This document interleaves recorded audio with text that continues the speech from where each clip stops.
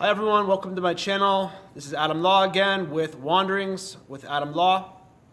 Today's class is called There Is No Why.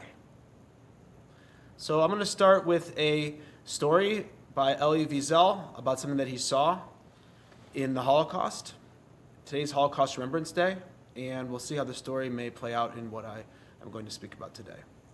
So the story, I found it in The Commanding Voice of Auschwitz, which is a famous essay written by Emil Fackenheim in his book, God's Presence in History. Anyway, the story goes like this.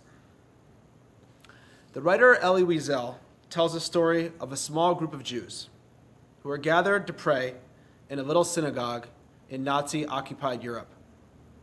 As the service went on, suddenly a pious Jew who was slightly mad, for all pious Jews were by then slightly mad, burst in through the door. Silently, he listened for a moment as the prayers ascended. Slowly, he said, "Shh. Jews, do not pray so loud. God will hear you. Then he will know there are still some Jews alive in Europe." The reason I'm saying this story at the beginning of this lecture, There Is No Why, because I want to speak about how the spiritual person, the religious person, and the way they deal with a conflict, a turbulent time, a challenge in their life, can sometimes be more difficult than somebody without belief. A person who's spiritual, a person who's religious, a person who tries to find God, is always trying to find meanings and reasons behind things. So what happens when they come before the great void? The great void outside of them or in their soul, the deep suffering, problems of the world.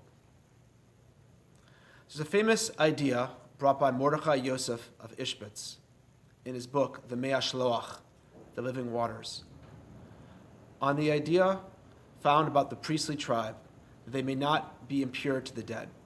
There's a commandment in the Torah that the priestly tribe, the Kohanim, should not make themselves impure for the dead. And it means that someone on a higher level of sanctity is more susceptible, the Torah teaches us, to impurity. So in the metaphysical realm, it also applies that a person who's more spiritually sensitive, who's looking for meaning, looking for God in things, that person's going to be more affected by somebody who isn't on a spiritual quest. The ones who don't have a belief system are not surprised when bad things happen because everything's by chance. But people who are spiritual, who are religious, who like to ascribe meaning to their lives through spiritual paradigms is going to be much more strongly affected by things. And this is why the story is apropos to our question. Because this person was a little mad. He was a little crazy when confronted with the awesome void, the unbelievable tahom, the chaos of the Holocaust. He went a little mad. So how do we deal with troubling circumstances then? How do we face the great void? What are the answers to suffering, to meaning, in terrible circumstances? My first year as a chaplain at the hospital which I work at, I came across an older lady who was passing away in the palliative care unit from cheek cancer. And though she was a wreck, she still had a certain nobility about her. She was bandaged up, her face was bandaged up, fluid was coming from it. I went up and was called to speak to her, and I spoke with her a number of times. And like all good spiritual care, when you model vulnerability, you oftentimes get as much back as you give. And at one point, when we got very deep, she asked the famous question to me: why is this happening? Why am I going through all this? And she went through a list of all the different things that she feels she had done to deserve this with her, things she'd done to her husband and her children. And at the end, she said, why? Why? So I answered her at one of my moments. If you knew the answer, would it help? And she said, I don't know if it would. I don't think it would. I don't think people are looking for answers so much as they're looking for presence, spiritual presence, connection to the depth of the divine. And that's our job as people. So how, again, do we deal with the answers, though? Because there have to be answers. So I myself was confronted with a terrible circumstance a number of years ago, and it was probably what I would call my personal tremendum, my personal void, that though we all have problems, it was my biggest struggle. And I was here in Toronto, and I found out about a lecture by a famous Rabbi Dr. Abraham Twersky, and he was speaking on this question: why? Why do people suffer? And so the whole lecture was based around a memorial class for a young boy who died under tragic circumstances. And that night, the hall was packed, and people were asking him, Rabbi, doctor, why so much suffering? Why did this family have to go through this? Why did this child have to go through this?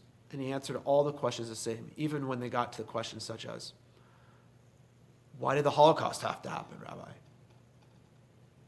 And he looked down, and then he looked up and said, I don't know. And it wasn't I don't know of disbelief or mockery. It was a deep, profound I don't know of the awesome void, the mystery of the unutterable, and that people try to get their mind around God. But we can't grasp God. There's no grasp of God. God is awesome and beyond. And we do get flashes, moments of revelation. But those oftentimes come, as it says in the book of Kings by Eliyahu, Elijah the prophet, when there's a small, still voice. But the question is, I don't know. And with all the stuff going on in the world, everyone's trying to give answers to things. Why this has to be the way it is. And the answer is, we just don't know. That's what faith is. It says in Lamentations, Jeremiah says, it's good for a person to be silent and wait. Maybe there's still hope. That's it. It's every day we try to fill up our moments with spirituality. We don't have answers to people when they ask us questions of why things are bad, why things are hard. We don't know. And it's so insensitive to tell people why we think their problems are happening. The true friend, the true person who knows spiritual care is to be present like God is present with us during our suffering. Just to be present. We don't know the reasons. In the book of Job, we see that all the friends were giving Job all the reasons, and all it did was give him more suffering. You deserve this, Job. Your suffering is cause of your sins, the bad things you did. It gave him no respite until he was confronted with the awesome theophany where God says, do you know the deep secrets of the universe, the wonders of why things are? Then who are you to question? And that finally comforted Job, because it's all a mystery, the mystery of the divine. So to wrap up, I was speaking to my mentor, my Rebbe, a number of years ago when I was going through my situation. And this question of why bad things happen, why am I going through my suffering, of course, was on my mind always. But I found out a horrible thing that had happened. His brother passed away quite young, leaving behind 10 orphans and a wife, a widow. And I said, Rebbe, why did this happen? He said to me, there is no why. All we have to do is see what we can do to help the orphans, the widows. That's the secret of suffering, is to understand that our ways are not God's ways. We don't understand why things have to be. There is no why, at least in this world. Maybe one day we will discover why things had to be. But as of now, it's not our job to tell others why. For ourselves, we can say, maybe, this is for the good. But sometimes we can't say this is for the good.